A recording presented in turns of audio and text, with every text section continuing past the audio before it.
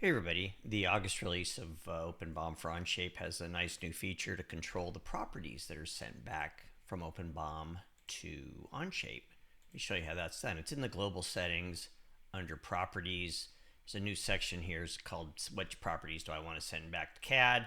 In my case here, I've just said, look, I want to update the description property and only description. So that's how I tightly control what data goes back. So let's take a look at this. I've got, I'm just going to update this handle here with this.